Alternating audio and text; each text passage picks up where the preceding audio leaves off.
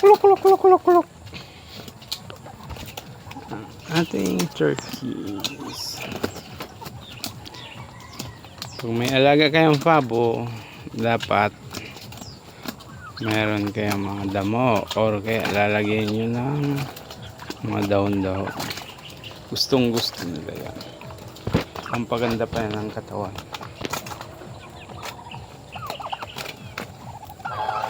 Kulok, kulok, kulok.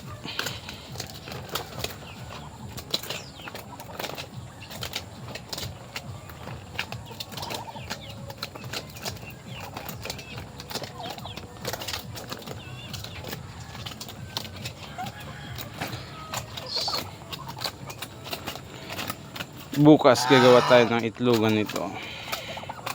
Mangingitlog na yung mga apat yan, yung mga breeders age. Sarap ng ano nito, karne.